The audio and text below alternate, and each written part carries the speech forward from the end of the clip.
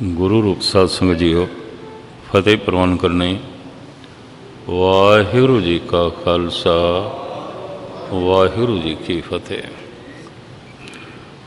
एक लड़ीवार विचार अंदाजन कई दिनों तो दास साहब जी के सामने रख रहे है। इन्हां बाणी दियां पंक्तियां नूं आधार बना के राम कली मल्ला पहला जित दर वसें कवन दर कहिए दरां भीतर दर कवन लहे जिस दर कारण फिरां उदासी सो दर कोई आए कहे। हर दर तो हर घर तो उदास होके निराश होके जिस घर दी जिस दर दी मैं तलाश कर रहा कोई ते दसे। सतगुरु कहते ने कोई ते दसे वो दर कैसा है, वो दर किथे। दर घर की व्याख्या तो पहले दास ने इस नुकते नूं लिया जिस दर कारण फिरां उदासी। इस तो बाद दर घर की गल। उदास कहते ने उद आसन अपने कोल बैठना। ते अपने कोल कौन बैठेगा जो सारियां तो निराश है। आसा मनसा सगल त्यागे जगते रहे निराशा।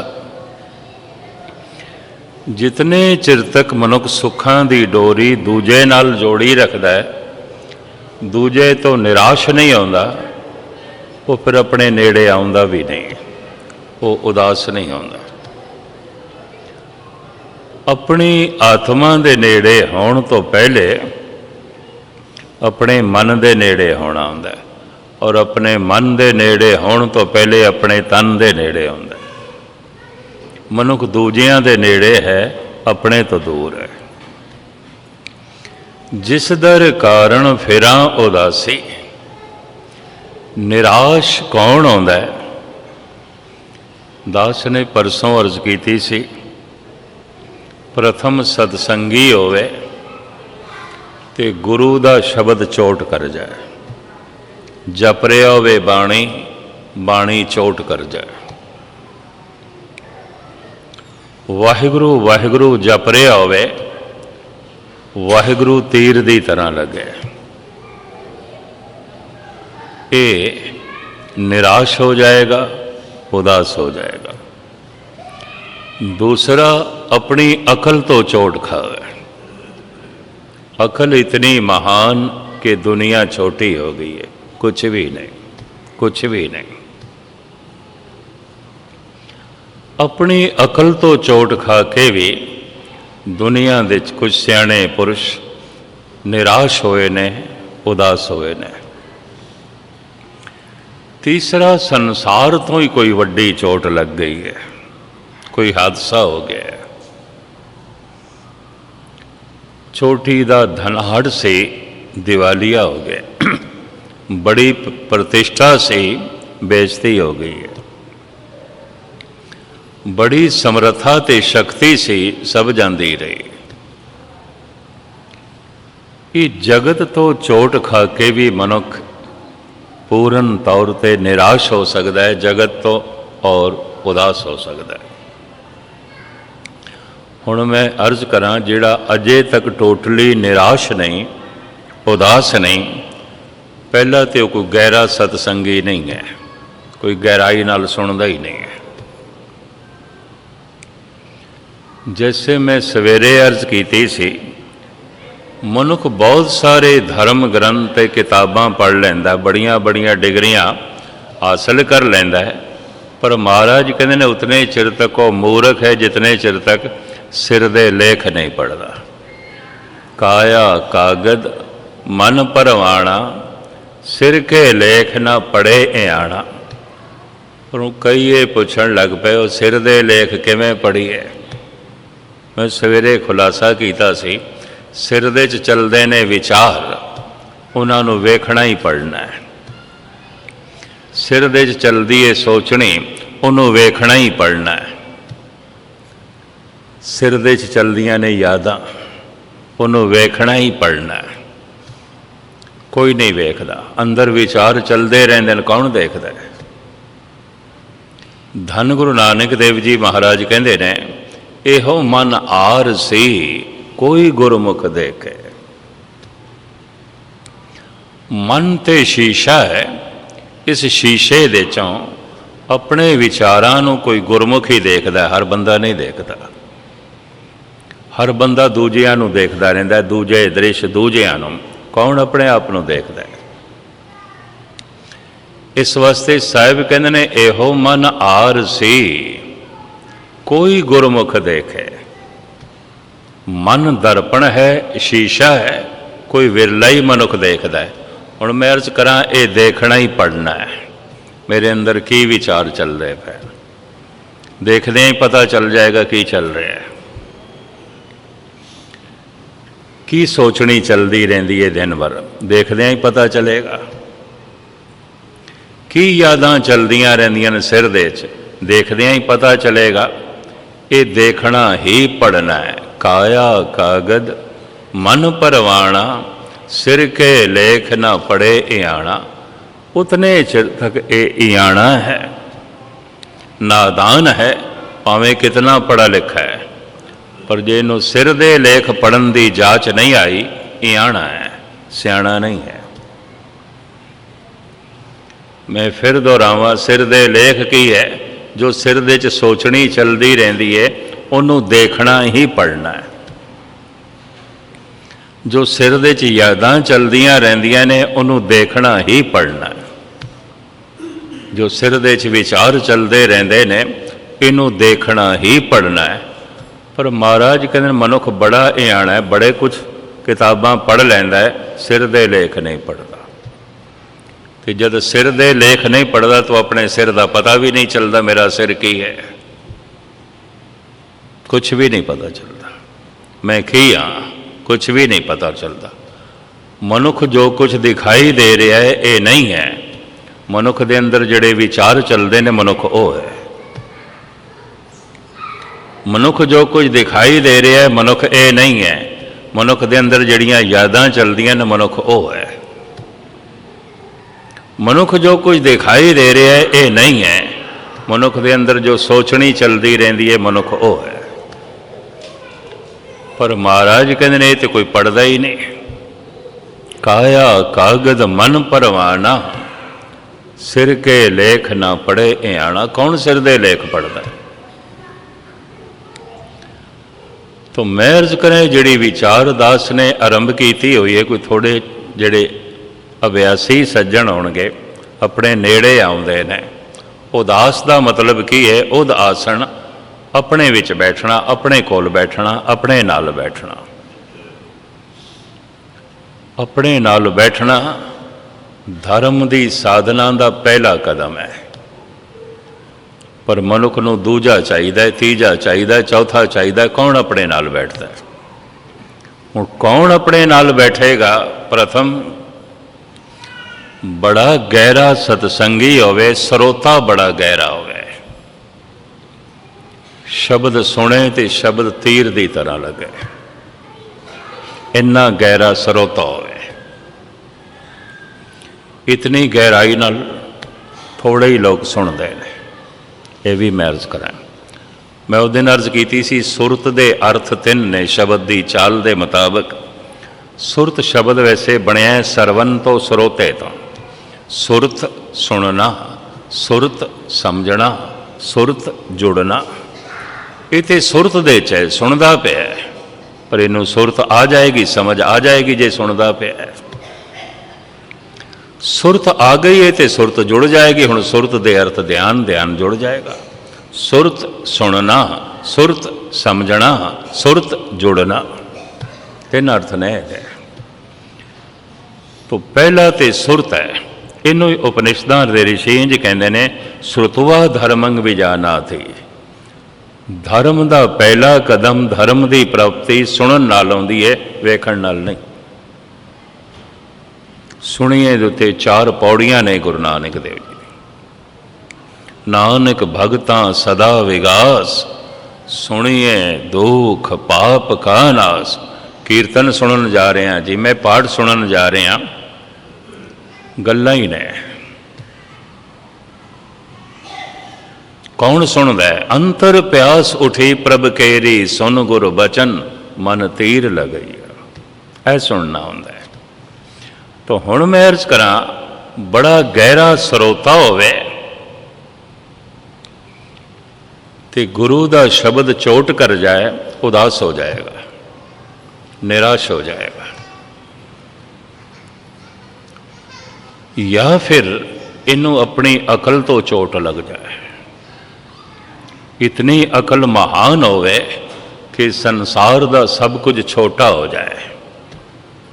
जैसे कल मैं अर्ज की सी, गालिब कहता है कुछ भी नहीं है, कुछ भी नहीं, सब बच्चियां का खेल है, मेरा दिल नहीं लगता, मेरे सामने सब कुछ कुछ नहीं। ये सब कुछ है, जिमें पंजाबी च कहते हैं ये जग मिठा, अगला कहना डिठा। ये बड़ी मोटी अकल की पहचान है। चलो मैं दो नुकते थोड़े सामने रखा। पहला, मुगल सम्राट जिसने भारत विच मुगलिया सल्तनत की बुनियाद रखी, बाबर। बड़ा जाबर सी, जालम सी। गुरु नानक ने तो उसके मूँह के उत्ते कह दिता सी, तो बाबर नहीं है, जाबर है। पाप की जंजले काबलों धाया, जोरी मंगे दानवे ला लो। हिम्मत है धन गुरु नानक देव जी महाराज दी। बाबर कहता है, रोज हो नो बहारो में व दिल रुबा खुशस्त, बाबर ब ऐश कोश के आलम दोबारा नेस्त। कहता है खा ले, पी ले, रंग मान ले, जगत विच नित नवा रस, नित नवा रंग जद मौजूद है, तो निराश होने की की लोड़ है, उदास होने की की लोड़ क्यों हुई है? बाबर, ये मोटी अकल की पहचान है। जिन्ना जिन्ना कोल मोटी अकल आउंदी वो यही कुछ कहते हैं, ये जग मिठा अगला किन जिठा, छड्डो अगले की गल, इस जगत की कोई गल करो। रोजो नो बहारों में व दिल रुबा खुशस्त, बाबर ब ऐश कोश के आलम दोबारा नेस। ऐ दुनिया फिर नसीब होनी है, इतना रंग, इतना रूप, इतना रस, उदास क्यों हुई है, क्यों निराश हुई है? नित नवा रस, नित नवा रंग, नित नवा रूप, बाबर ये उहदी सोचनी है। इन्हें मुगलिया सल्तनत की बुनियाद भारत विच रखी, जिस दे नाल मुगलिया सल्तनत खत्म हुई, जिस बादशाह के हथों, वो आखिरी मुगल सम्राट सी बहादुर शाह जफर। अंग्रेज़ां ने इहदे कोलों दिल्ली का तख्त खोया और इनू पकड़ के रंगून की जेल दे च बंद किया। ये मरिया भी रंगून दे च, इहदी कबर भी रंगून दे च। ये फकीर तबीयत बंदा सी। इहदी सभा विच अमीर मिनाई, उस्ताद ज़ौक, मिर्ज़ा गालिब, मुला नारायण, इस तरह के बुलंद पाया मनुख जो बड़ी गहरी सोचते सन, बुलंदियां की सोचते सन, वो ये संगी साथी सन। बड़े सियाणे मनुख, बड़े आलम फाजल, बड़ी दूर की सोचण वाले। ये मनुख हर वक्त अपने नाल रखदा सी गालिब नो, ज़ौक नो, इमा अमीर मिनाई नो और हकीम मोमन खान मोमन। जिन्हां जिन्हां भी सजना ने इन्हां जो है सियाणियां नूं पढ़िया है, पता चलता है कि मनुख कितना उच्चा सोच सकता है, मनुख कितना गहरा सोच सकता है। गालिब तो इत्थे तक कहता है, हर चे बर इफलाक रफ्ता रश बवद, बर जमी रफ्तन चे दुशवा रश बवद। जिस मनुख नूं आसमान दे उत्ते चलण दी जाच आ गई है, ਕਿਹੜਾ ਮਾਈ ਦਾ ਲਾਲ ਹੈ ਕਿ ਜ਼ਮੀਨ ਦੇ ਉੱਤੇ ਉਹਦੇ ਕਦਮਾਂ ਨੂੰ ਰੋਕੇ? ਕੌਣ ਰੋਕੇਗਾ?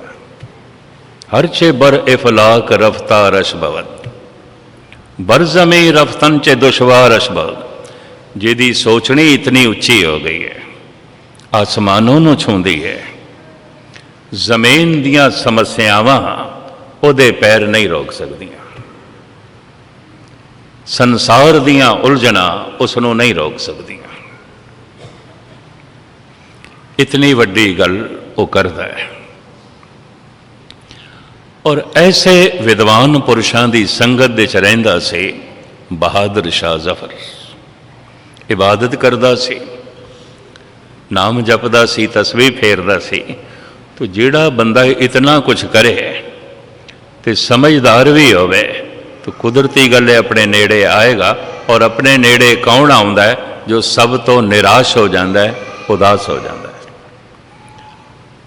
ਬਹਾਦਰ ਸ਼ਾਹ ਦੀ ਇੱਕ ਨਜ਼ਮ ਜੋ ਜਗਤ ਪ੍ਰਸਿੱਧ ਹੋਈ ਵਿਦਵਾਨਾਂ ਦੀ ਦੁਨੀਆ 'ਚ, ਸ਼ਾਇਰਾਂ ਦੀ ਸੰਗਤ ਕਰਦਿਆਂ ਕਰਦਿਆਂ, ਵਿਦਵਾਨਾਂ ਦੀ ਸੰਗਤ ਕਰਦਿਆਂ ਕਰਦਿਆਂ ਖੁਦ ਵਿਦਵਾਨ ਹੋ ਗਿਆ ਸੀ ਔਰ ਖੁਦ ਬੁਲੰਦ ਪਾਇਆ ਸ਼ਾਇਰ ਹੋ ਗਿਆ।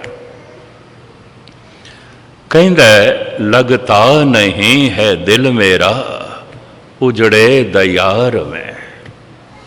ਮੇਰਾ ਦਿਲ ਨਹੀਂ ਲੱਗਦਾ, ਇਹ ਸੰਸਾਰ ਇੱਕ ਉਜਾੜ ਹੈ ਔਰ ਕੁਛ ਵੀ ਨਹੀਂ।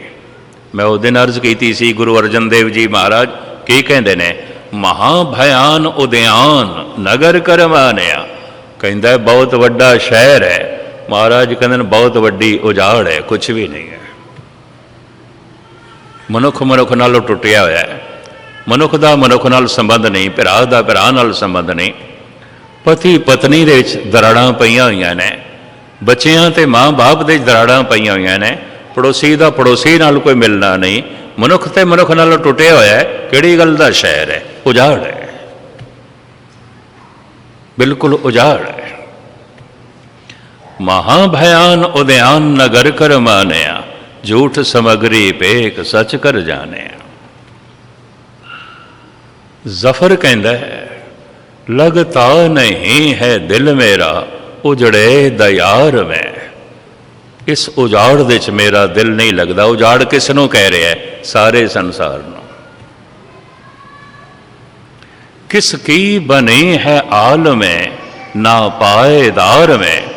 ਇਸ ਕੱਚੀ ਜ਼ਮੀਨ ਦੇ ਚ ਪੱਕੀ ਜ਼ਿੰਦਗੀ ਕਿਸ ਨੂੰ ਮਿਲੀ ਹੈ? ਇਸ ਨਾਸਵੰਤ ਸੰਸਾਰ ਦੇ ਚ ਸਦੀਵੀ ਸੁਖ ਕਦੀਮੀ ਸੁਖ ਕਿਸ ਨੂੰ ਮਿਲਿਆ ਹੈ? ਕਾਇਮ ਦਾਇਮ ਕਿਸ ਦੀ ਦੁਨੀਆ ਹੋਈ ਹੈ? ਕਿਸ ਕੀ ਬਣੀ ਹੈ ਆਲਮੇ ਨਾ ਪਾਏਦਾਰ ਮੈਂ। ਅਗਾਂਹ ਚੱਲ ਕੇ ਕਹਿੰਦਾ ਹੈ ਉਮਰੇ ਦਰਾਜ਼ ਮਾਂਗ ਕਰ ਲਾਏ ਥੇ 4 ਦਿਨ। ਕਹਿੰਦਾ ਖੁਦਾ ਤੋਂ ਮੈਂ ਬੜੀ ਲੰਬੀ ਉਮਰ ਲੈ ਕੇ ਆਇਆ। ਕਿੰਨੀ?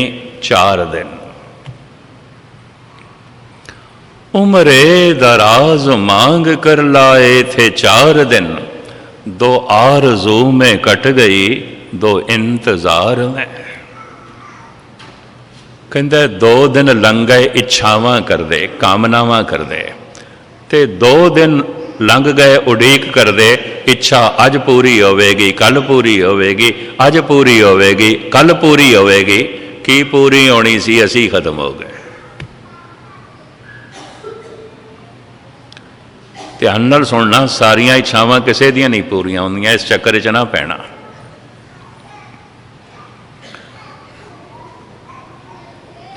इसे वास्ते कह दिता आसा मनसा सगल ते आगे। एक इच्छा पूरी हो जाए, मैं दोहरा दें, कम से कम 10 इच्छावां नूं जन्म दे जाती है।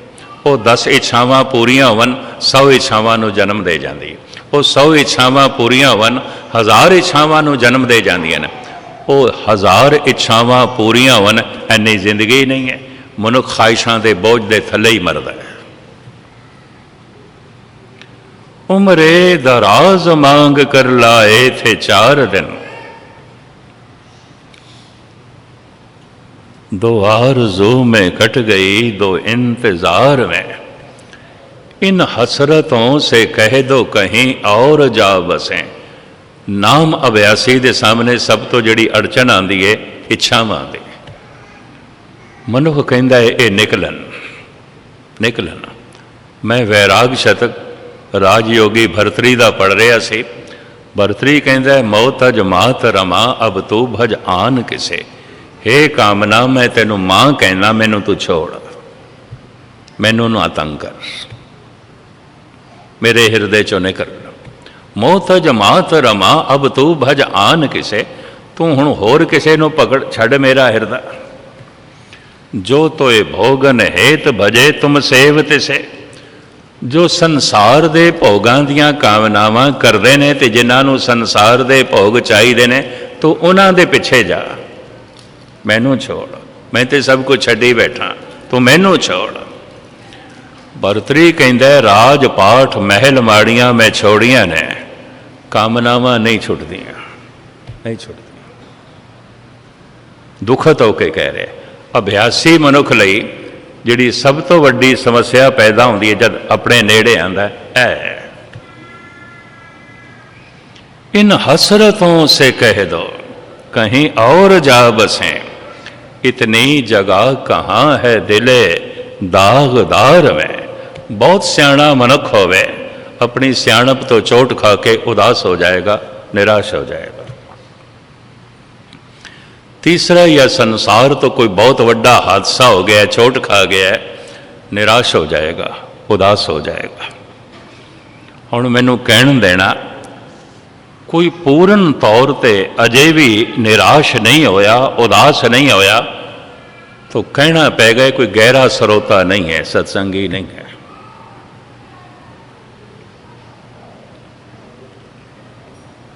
ਦੂਸਰਾ, ਇਹ ਕੋਈ ਬਹੁਤਾ ਅਕਲਮੰਦ ਵੀ ਨਹੀਂ ਹੈ, ਕੋਈ ਬਹੁਤ ਵੱਡੀ ਅਕਲ ਦਾ ਮਾਲਕ ਨਹੀਂ ਹੈ, ਸਮਝ ਦਾ ਮਾਲਕ ਨਹੀਂ ਹੈ। ਤੀਸਰਾ, ਅਜੇ ਸੰਸਾਰ ਤੋਂ ਕੋਈ ਇਸ ਨੂੰ ਬਹੁਤ ਵੱਡੀ ਚੋਟ ਨਹੀਂ ਲੱਗੀ। ਇਹਨਾਂ ਤਿੰਨਾਂ ਦੇ ਚੋਂ ਕੋਈ ਇੱਕ ਘਟਨਾ ਵੀ ਘਟੇ, ਮਨੁੱਖ ਨਿਰਾਸ਼ ਹੋ ਜਾਂਦਾ ਹੈ, ਉਦਾਸ ਹੋ ਜਾਂਦਾ ਹੈ। ਹੁਣ ਮੈਂ ਅਰਜ਼ ਕਰਾਂ, ਸ਼ਬਦ ਦੀ ਚੋਟ ਖਾ ਕੇ ਜੋ ਨਿਰਾਸ਼ ਹੋਇਆ ਹੈ, ਉਦਾਸ ਹੋਇਆ ਹੈ, ਇਹ ਆਤਮ ਕ੍ਰਾਂਤੀ ਕਰੇਗਾ, ਖੁਦ ਨੂੰ ਬਦਲੇਗਾ। ਕਹੇਗਾ ਐ ਗੁਰੂ, ਅੱਜ ਤੱਕ ਮੈਂ ਆਪਣੇ ਢੰਗ ਨਾਲ ਜੀਵਦਾ ਰਿਹਾ, ਹੁਣ ਤੇਰੇ ਢੰਗ ਨਾਲ ਜੀਵਾਂ। ਆਪਣੇ ਢੰਗ ਨਾਲ ਮੈਂ ਜੀ ਕੇ ਦੇਖ ਲਿਆ, ਕੁਛ ਵੀ ਨਹੀਂ, ਤੇਰੇ ਢੰਗ ਨਾਲ ਜੀਵਾਂ। ਦੂਸਰਾ, अपनी अकल तो चोट खाधी है या संसार तो चोट खाधी है, खतरा है खुद नूं बदलण दी तां ते किधरे खुद नूं खत्म ना कर बैठे। खुद नूं बदलण दी थां ते किधरे खुद नूं भुलाण दी कोशिश ना करे, हर वक्त नशे दी जी गलतां रहन लग पए। संसार तो चोट खा के भी कुछ लोग टोटली निराश उदास होके आत्म क्रांति करते रहने, खुद नूं बदलते रहने, जैसे महात्मा बुद्ध। अपनी अकल तो चोट खा गया, सत्संगी नहीं सी, कोई सत्संग नहीं किया उसने, कोई दुख भी नहीं सी, संसार तो भी चोट नहीं लगी। राजे का लड़का और इको एक लड़का, सारे सुख साधन मौजूद, अकल तो चोट खा गए। कहता कुछ भी नहीं जगत, कुछ भी नहीं। अकल तो चोट खा के भी कई लोगों ने आत्म क्रांति की थी है।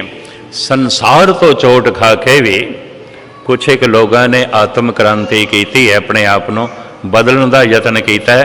जैसे राज योगी भरतरी, ये सतसंगी नहीं सी, ये भी मैं अर्ज करा, और इन्हें अपनी अकल तो भी चोट नहीं खाधी।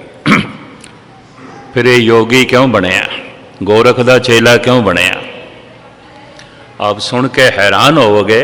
प्राणायाम की साधना करके इन्हें अपनी उम्र इतनी लंबी कर ली सी, ये गुरु नानक दे वक्त मौजूद सी। साड़ी जन्म साखी ये कहती। धन गुरु नानक देव जी महाराज ने भरतरी दे प्रति ਤਿੰਨ ਸ਼ਬਦ ਉਚਾਰਨ ਕੀਤੇ ਨੇ ਆਸਾ ਰਾਗ ਦੇ ਵਿੱਚ। ਸਿਫਤੀ ਰੱਤਾ ਸਦ ਬੈਰਾਗੀ ਜੂਏ ਜਨਮ ਨਾ ਹਾਰੇ, ਕਹੇ ਨਾਨਕ ਸੁਣ ਭਰਤਰ ਜੋਗੀ ਖੀਵਾ ਅੰਮ੍ਰਿਤ ਧਾਰੇ। ਤਿੰਨ ਸ਼ਬਦ ਨੇ, ਇਹਦੀ ਵਿਆਖਿਆ ਕੀਤੀ ਤੇ ਜਿਹੜਾ ਮਜ਼ਮੂਨ ਮੈਂ ਛੇੜਿਆ ਰਹਿ ਜਾਏਗਾ। ਤਿੰਨੇ ਸ਼ਬਦਾਂ ਦੀਆਂ ਦੋ ਦੋ ਪੰਕਤੀਆਂ ਤੁਹਾਨੂੰ ਸੁਣਾਵਾਂ। ਜਲ ਤੇ ਉਪਜੇ ਜਲ ਤੇ ਦੂਰ, ਇਹ ਦੂਜਾ।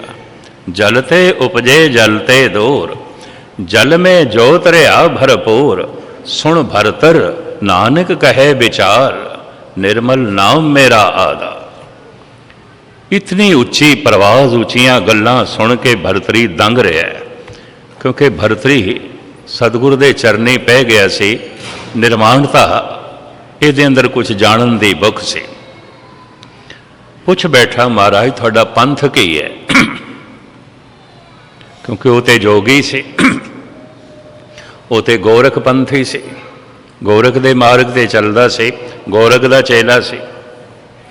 तुहाडा पंथ की है? उन्हें तीजा शब्द। सगली जोत हमारी समया नाना वरन अनेकं, कहे नानक सुन भरतर जोगी पार ब्रह्म लिव एकं। ऐ भरतरी साडा पंथ पुछदा है, सारे जगत दे भेख वरन मजहब जात पात, सारियां दे नाल चलना ते सारियां नू अपने नाल चलाना, बस नानक दा पंथ यही है, और कोई पंथ नहीं, और कोई पंथ नहीं।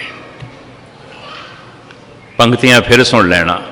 सगली जोत हमारी समया नाना वरन अनेकं, कहे नानक सुन भरतर जोगी पार ब्रह्म लिव एकं। भरतरी सारे जोगियां दे चों बहुत गुरु नानक दे शरदा रखदा सी, शरदालू सी, झुकिया सी। हुण मैं अर्ज करा, भरतरी कोई सतसंगी नहीं सी कि सतसंग तो चोट खा के जोगी बनिया हुए।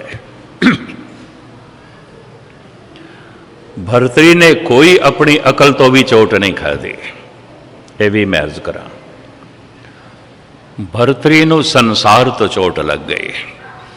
तुसी आखोगे राजा सी, बड़े बड़े महल धन संपदा, केड़ी गल दी कमी सी? ये अपनी पत्नी तो चोट खा गए। इहदी पत्नी दा नाम सी पिंगला। वैराग शतक दा जिहड़ा पहला छंद है उहदे च दसदा मैं जोगी क्यों बनिया, इत्थों ही आरंभ करदा है। इहदे 3 ग्रंथ ने, वैराग शतक, नीति शतक, श्रृंगार शतक। धार्मिक जगत दे वैराग शतक प्रचलित है।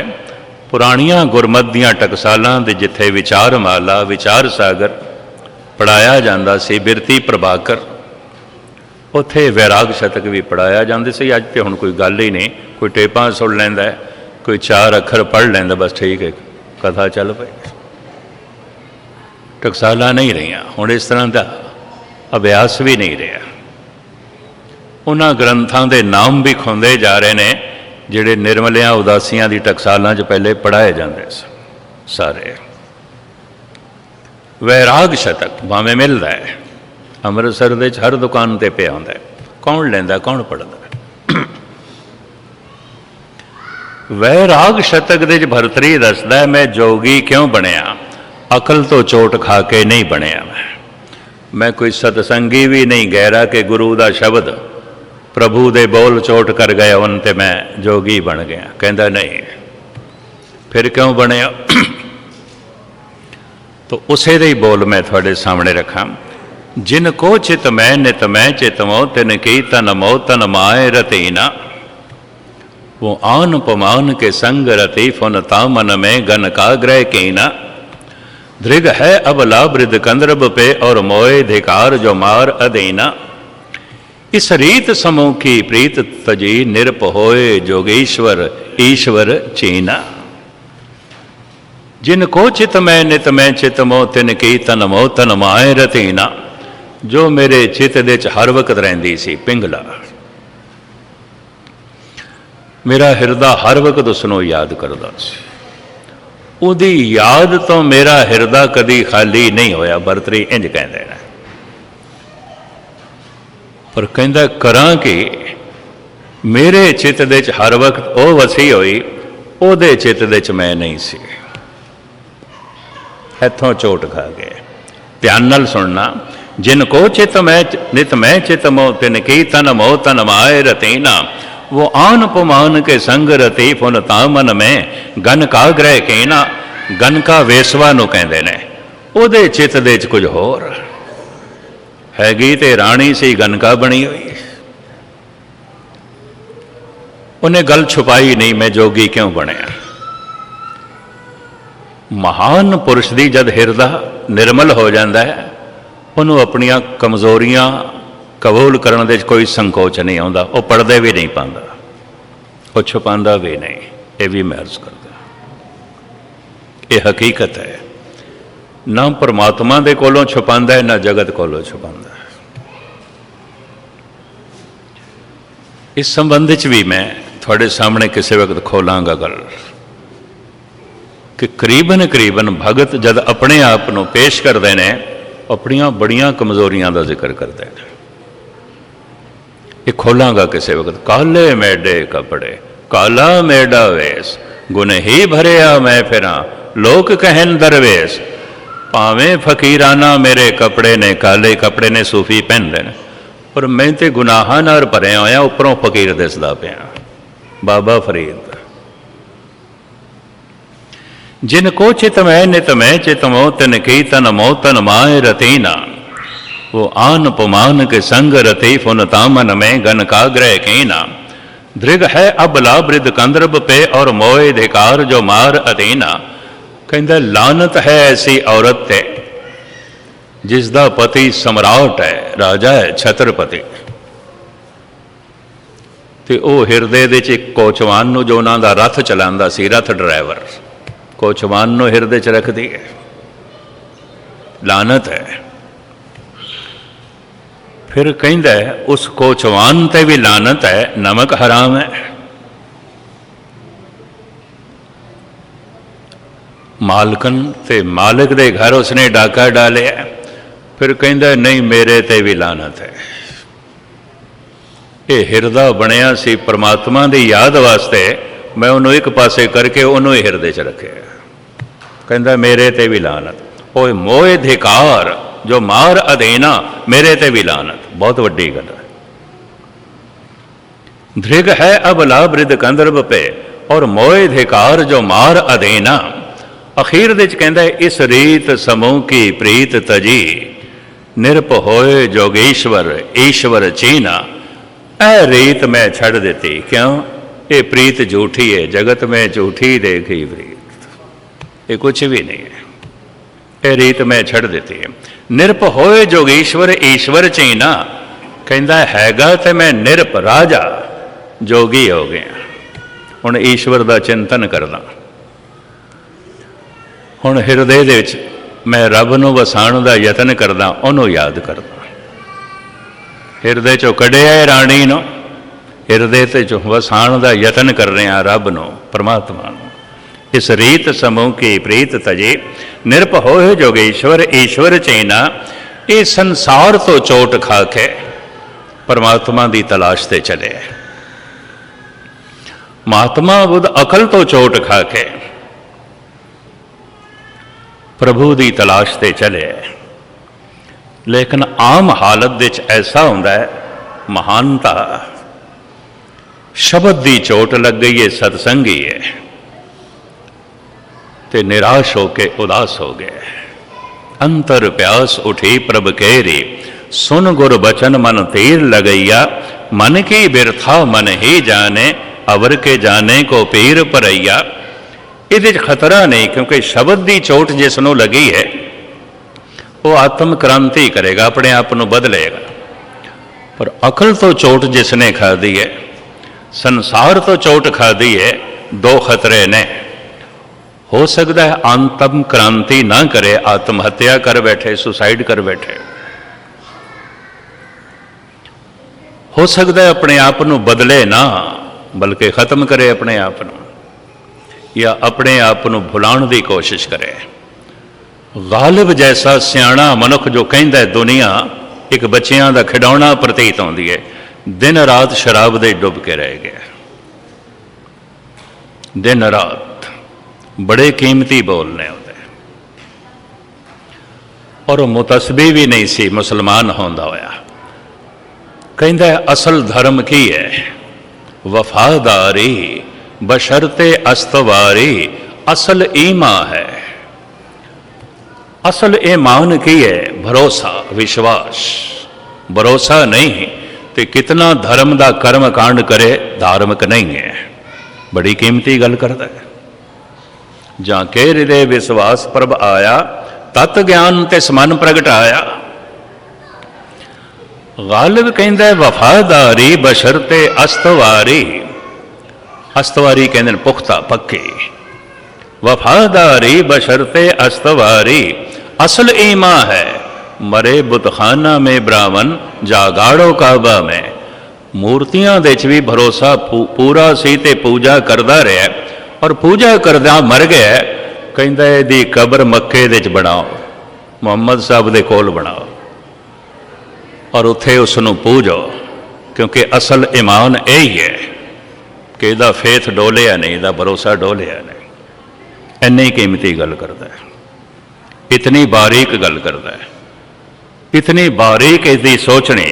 पर दिन रात नशे दे च डुब गया। समाप्त मैं करा।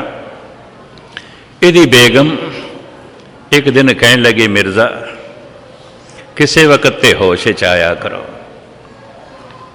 तुसी सभा दे शिंगार, बहादुर शाह दे निकट, दुनिया थानू आलम फाजिल कहती है, दुनिया थानू रोशन दिमाग कहती है। तुसी दिन रात नशा करके अंधेरे च रहिंदे हो।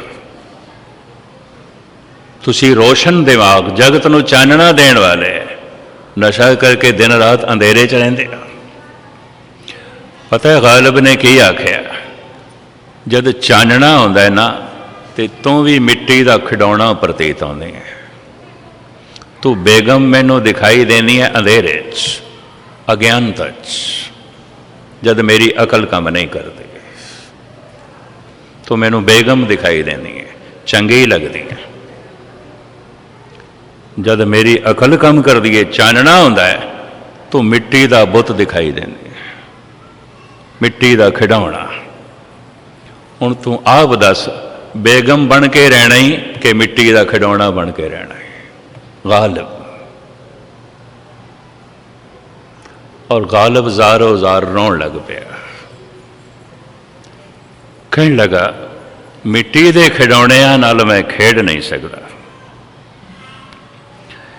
इस तो उच्ची दुनिया की मैनू प्राप्ति नहीं, तो मैं की करा, की करा। परेशानियां सारे जहां की समेट कर, जब कुछ ना बना तो मेरा दिल बना दिया। मैं तो इतना बेचैन, कुछ भी नहीं जगत दे जिहदे आसरे ते मैं जीवां। ऐसा परेशान बेचैन मनुख सियाणप की इंतहा नूं छोया है। लेकिन एक खतरा है, ऐसा मनुख अपने आप को भुलाने का यतन कर सकता है। 99% उर्दू के शायर, हिंदी के कवि, पंजाबी के कवि गुस्ताखी माफ शराबी ने। कोई कवि बैठा हुए, माफ़ी मैं पहले मंग लेना, 1% वो अपने आप को समझ लवे। शराबी ने। सियाणा मनुख, बहुत सियाणा मनुख, या अपने आप को भुलाएगा या अपने आप को खत्म करेगा। हकीम मोमन खान मोमन हिंदू कहते ने, ये बोल उपनिषदां वर्गे ने। हकीम मोमन खान मोमन पता की कहता है? अब तो घबरा के ये कहते हैं कि मर जाएंगे। मर जाइए, कुछ भी नहीं, कुछ भी नहीं है जगत की मिट्टी के खिडौणियां नाल खेडना।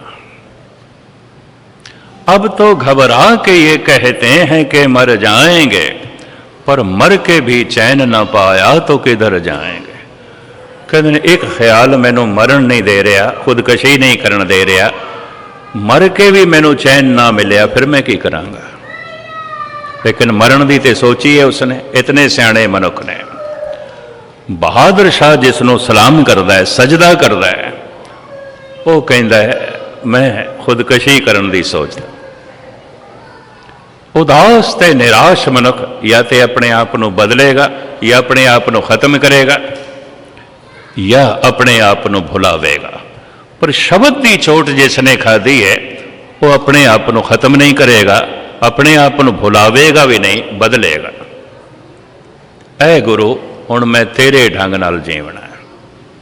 ਤੂੰ ਅੰਮ੍ਰਿਤ ਵੇਲੇ ਉੱਠਣ ਨੂੰ ਕਹਿੰਦਾ, ਮੈਂ ਅੰਮ੍ਰਿਤ ਵੇਲੇ ਉੱਠਾਂਗਾ। ਤੂੰ ਮੰਤਰ ਦਾ ਜਪ ਕਹਿੰਦਾ, ਮੈਂ ਮੰਤਰ ਦਾ ਜਪ ਕਰਾਂਗਾ। ਤੂੰ ਸਵਾਸ ਸਵਾਸ ਜਪਣ ਨੂੰ ਕਹਿੰਦਾ, ਮੈਂ ਦਿਨ ਰਾਤ ਜਪਦਾ ਰਵਾਂਗਾ। ਤੂੰ ਪਰਹੇਜ਼ਗਾਰੀ ਦੱਸਦਾ, ਮੈਂ ਪਰਹੇਜ਼ਗਾਰ ਹੋ ਜਾਵਾਂਗਾ। ਜੋ ਕੁਛ ਤੂੰ ਕਹਿੰਦਾ ਮੈਨੂੰ ਕਬੂਲ। ਮੈਂ ਹੁਣ ਤੇਰੇ ਢੰਗ ਨਾਲ ਜੀਵਾਂਗਾ, ਆਪਣੇ ਢੰਗ ਨਾਲ ਮੈਂ ਜੀ ਕੇ ਦੇਖ ਲਿਆ। ਐ ਗੁਰੂ ਹੁਣ ਮੈਂ ਤੇਰੇ ਢੰਗ ਨਾਲ ਜੀਵਾਂਗਾ। ਐ ਧੰਨ ਗੁਰੂ ਨਾਨਕ, ਐ ਕਲਗੀਧਰ ਪਾਤਸ਼ਾਹ, ਹੁਣ ਮੈਂ ਤੇਰੇ ਢੰਗ ਨਾਲ ਜੀਵਾਂਗਾ। ਜੋ ਤੁਸੀਂ ਕਹਿੰਦੇ ਹੋ ਹੁਣ ਮੈਂ ਤੁਹਾਡੇ ਢੰਗ ਨਾਲ ਜੀਵਾਂਗਾ। ਇਸ ਤਰ੍ਹਾਂ ਦਾ ਜਿਸ ਨੇ ਫੈਸਲਾ ਕਰ ਲਿਆ ਤੇ ਉਹਦੀ ਜ਼ਿੰਦਗੀ ਦੇ ਵਿੱਚ ਕੀ ਕੀ ਘਟਨਾਵਾਂ ਘਟਦੀਆਂ ਨੇ, ਇਹ ਬਾਕੀ ਵਿਚਾਰਾਂ ਮੈਂ ਤੁਹਾਡੇ ਸਾਹਮਣੇ ਕੱਲ੍ਹ ਰੱਖਾਂਗਾ। ਮਹਾਨ ਕੀਰਤਨੀਏ ਦਰਬਾਰ ਸਾਹਿਬ ਦੇ ਬੜਾ ਸੁੰਦਰ ਕੀਰਤਨ ਕਰਦੇ ਨੇ। ਇਹਨਾਂ ਦੇ ਸਮੇਂ ਦੀ ਮੈਂ ਉਲੰਘਣਾ ਨਾ ਕਰਾਂ। ਇਹਨਾਂ ਕੋਲੋਂ ਆਪ ਹਰੀ ਜਸ ਕੀਰਤਨ ਦੇ ਰਾਹੀਂ ਸਰਵਨ ਕਰੋ।